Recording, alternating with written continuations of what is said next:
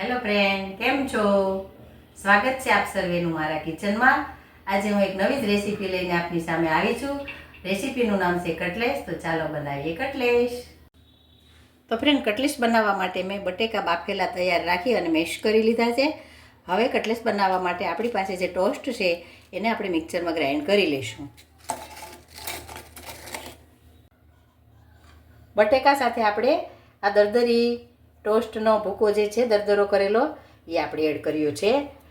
હવે ફ્રેન્ડ્સ, આપણે એડ કરીશું એમાં આપણે આદુ, લસણ અને મરચાંની પેસ્ટ એડ કરેલી એ આપણે એડ કરી લઈશું.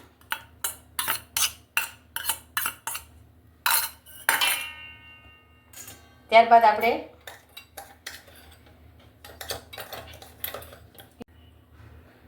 આપણે એક ચમચી મીઠું એડ કરીશું, 1 ચમચી મરી પાવડર,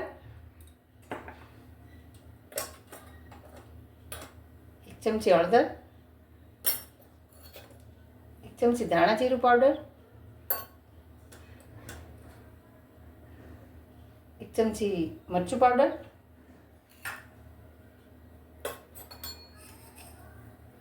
2 ચમચી તલ એડ કરીશું,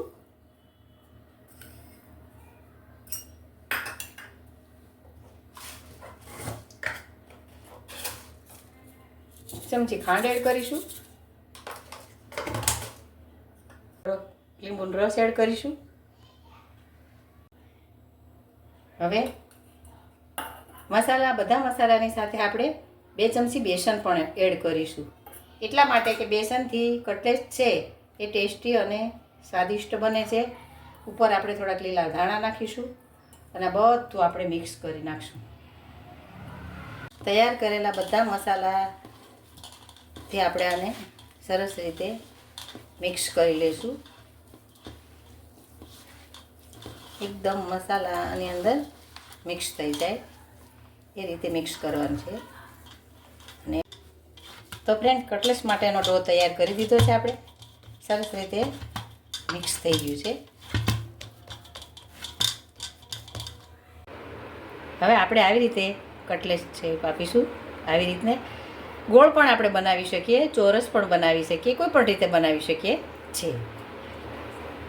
મારી પાસે આ છે તો હું આનો ઉપયોગ કરું છું.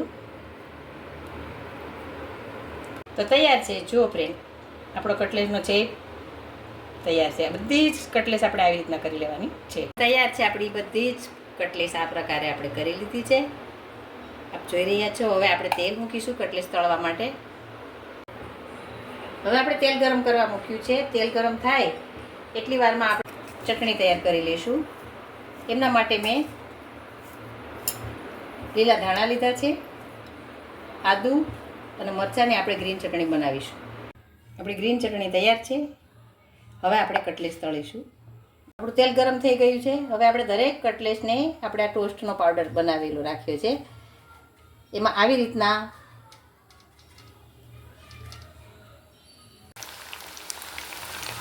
એકવાર એમ જ રહેવા દેવાનું છે. મીડિયમ તાપે, બહુ જલ્દી એકદમ ફાસ્ટ ગેસ નથી રાખવાનો, નહીંતર ઉપરથી બળી જશે અને અંદરથી કાચી રહેશે. એટલે મીડિયમ તાપે આપણે એને તળવાની છે. આપણી કટલેસ સરસ રીતે શેકાઈ રહી છે.